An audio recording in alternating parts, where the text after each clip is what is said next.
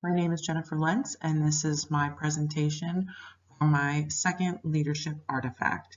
I chose to do a screening tool application of the single leg squat at the Presidio of Monterey in California on March 25th, 2022.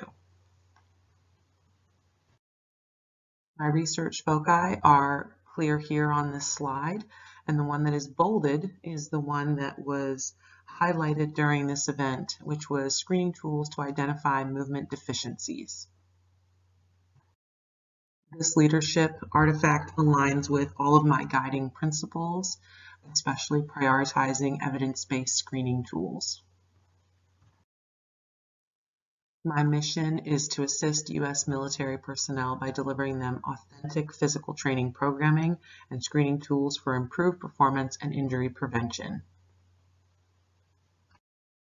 And finally, my vision is to promote U.S. military personnel physical readiness through screening measures and strength training. I decided to create learning objectives for this opportunity and application of screening tools. Those learning objectives listed here are to help the soldiers understand exactly the direction of where this screening tool event was headed, so that they knew what to anticipate and what I was hoping that they would take away from it.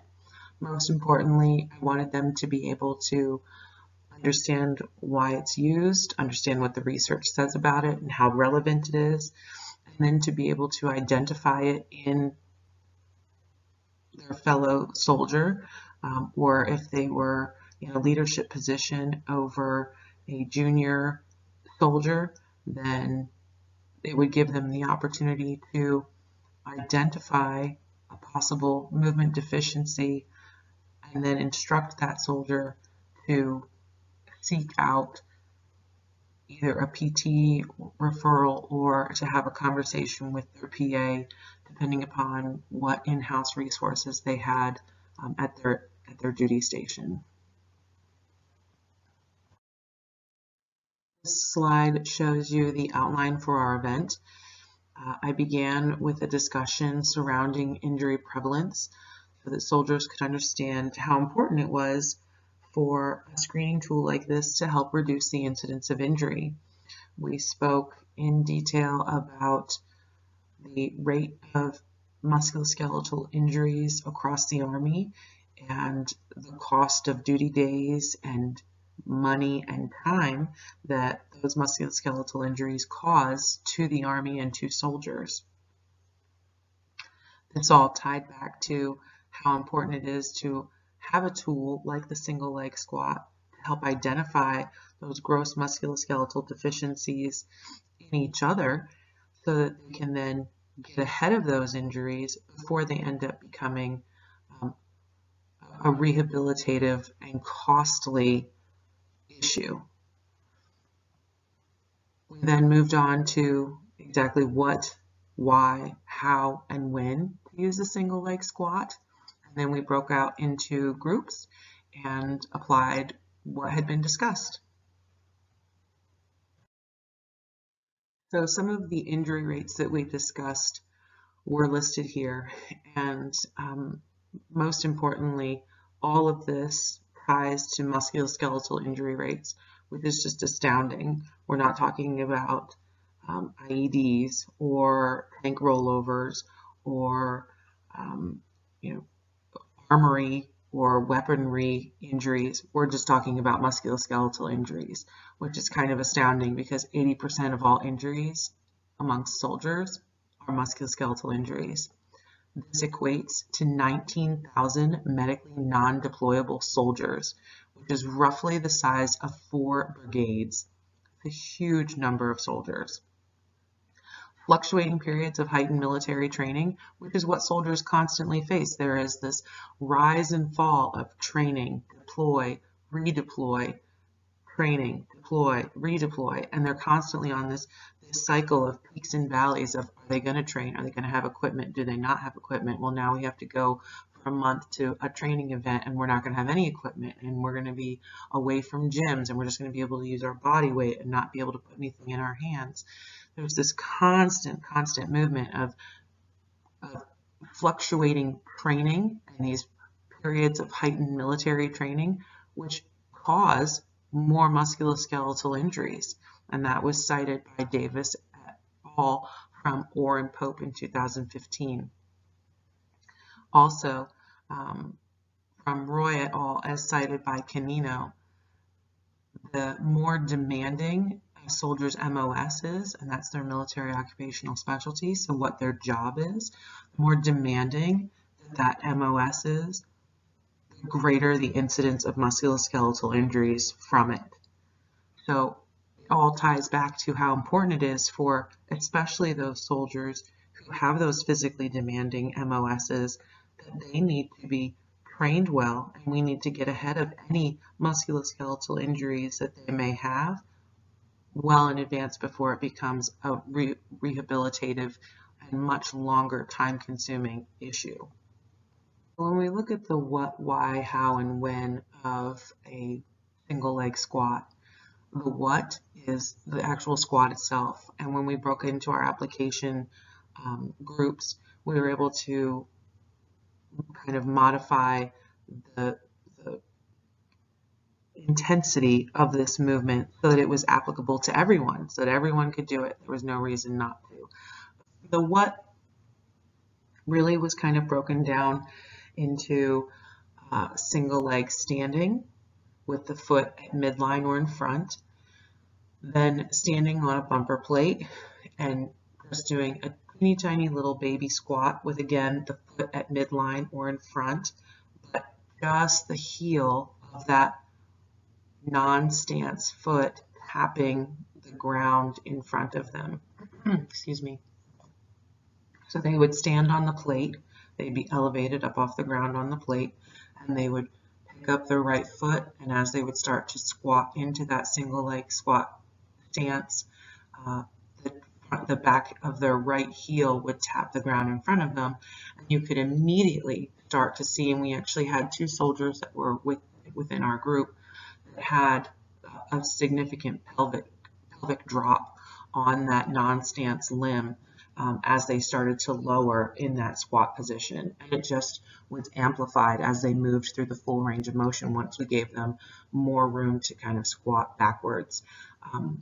So it initially started as the single leg stance, it moved to a teeny tiny little baby single leg squat, and then we moved up to a full single leg squat, which was done to either a box, a bench, or a stack of weights.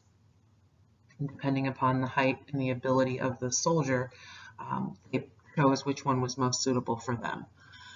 The why, the research shows us that the single leg squat is used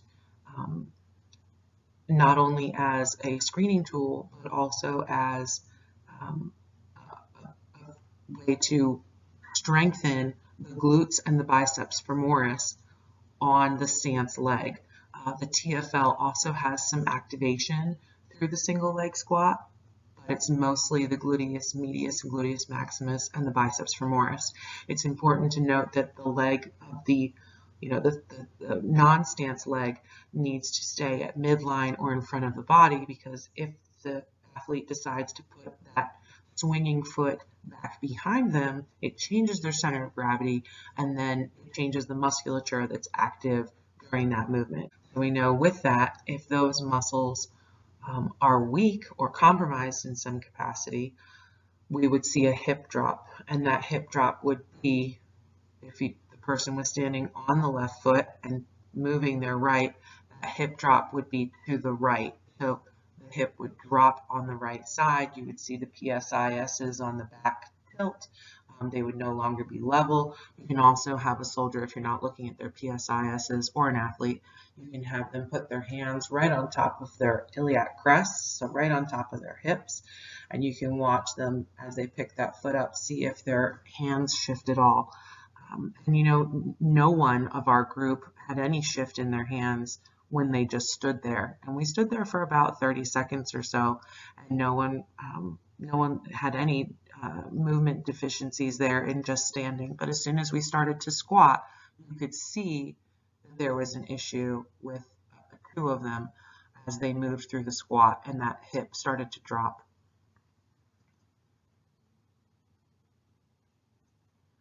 So when we look at the how and the when, the how, soldiers have the opportunity to line up an entire unit at PT or at formation. And when they do that, they have their eyes on dozens of soldiers. So it would not be hard for them to line up 10 soldiers at a time and have them just stand and do a single leg stance as starting as the easiest, and just count to 30 and see if any hips drop. From there, you could have them do a little bitty baby squat with their foot out in front. And again, hands on the hips, see if any hips drop. We practice back and forth between practitioner and soldier and practitioner, soldier to soldier. My athletic trainers that came on and were assisting me were great at demonstrating and kind of over demonstrating for those deficiencies, so that soldiers could really kind of get a grasp of what we were looking for, what we were talking about. And then, you know, when we had those opportunities where people were actually eliciting the response that we wanted to see in a poor pelvic stability and control, we were able to show the entire group that. So they were able to see that firsthand, what it really looked like in someone. And then the when, this is something that they can do at any time. Especially we focused on them when they had new soldiers coming in.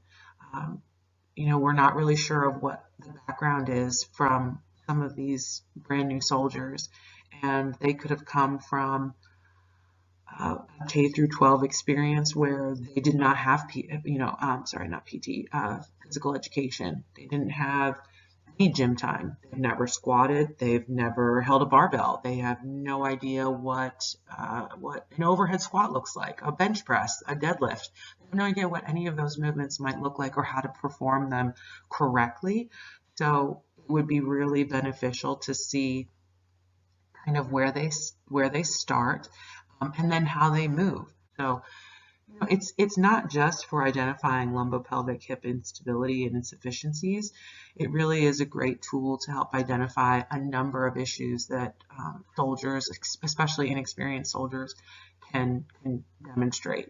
And that was the information that I wanted them to be able to gather and then see firsthand how they could apply it. I was really, really fortunate to have the opportunity to work with Lucy and Jeff. Lucy is the current head athletic trainer over at Monterey Peninsula College, and Jeff was just recently the head athletic trainer before Lucy took over. Jeff retired after 35 years of being the athletic trainer over there. And Jeff was very excited to get his hands back into this. You could tell, and Lucy was kind of, it was almost like a father-daughter type relationship that they had, because she just kept telling me, thanks so much for letting him come out and letting him be a part of this. It was really great because she actually was the one who introduced me to him and asked if he could come. So I was really thrilled that not only did she say yes to my cold call one afternoon, but she was eager enough to ask him if he wanted to join us, and he said yes too. So it was great having them on board. They were great demonstrators and great facilitators of the information, and really helped our soldiers walk away with some great information and some really hands-on info that could help them with their soldiers down the line.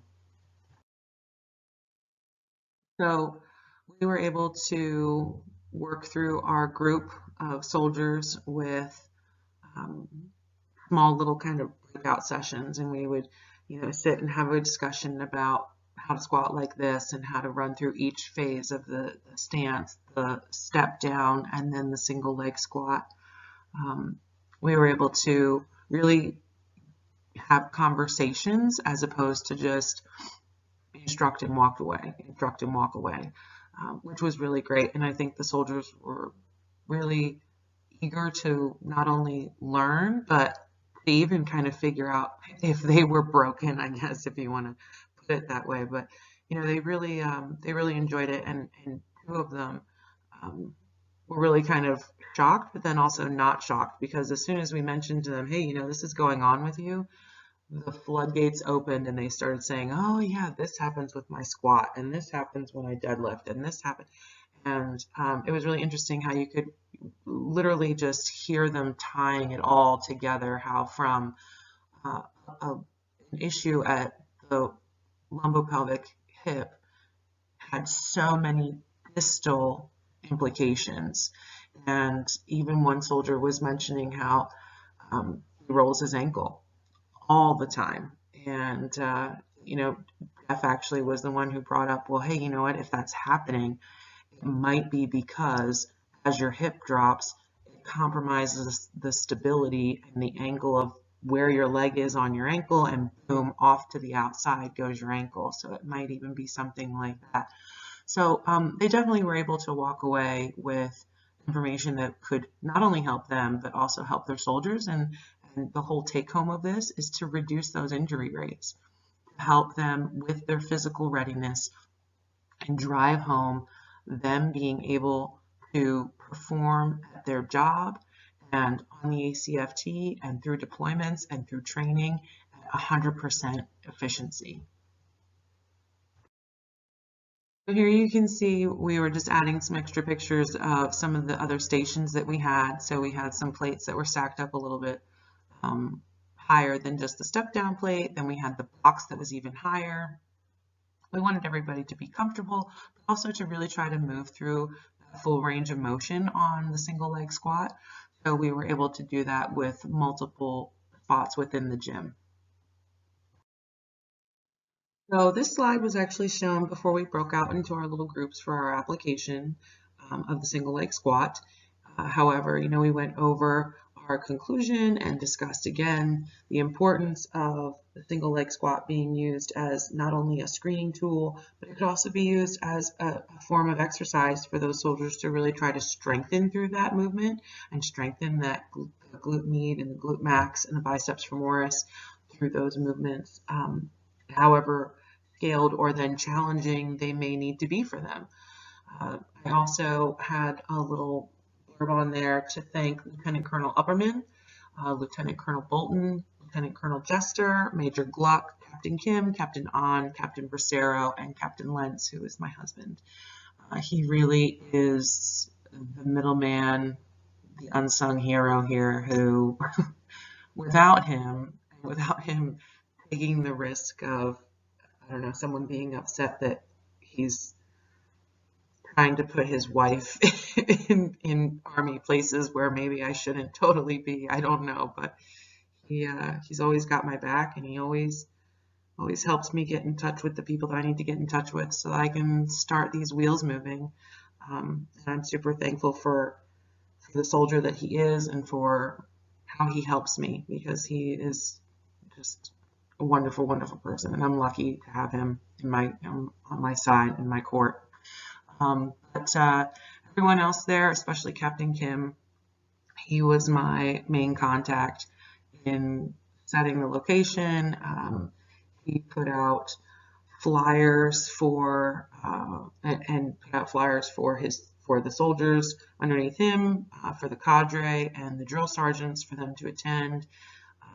Then Captain An, who is my husband's commander, she actually put out the information through 2 action notices through my husband's unit, and that basically it's like a newsletter that goes out that says, hey, here are the things that you need to do this week. Here are the things that you might have to attend, and she put my information out there 2 times in a row, 2 weeks in a row for me. And then the lieutenant colonels that are up there, most of them actually cold called me a few times because they, very early in the morning, I might add, but they were concerned that I was trying to collect research on their soldiers without their permission. So somewhere along the lines of communication,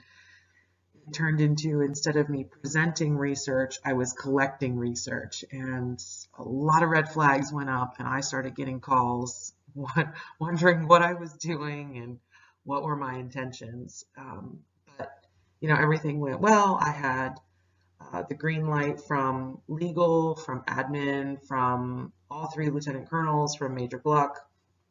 So everything was great. Um, and it went off without a hitch. So thanks so much for listening.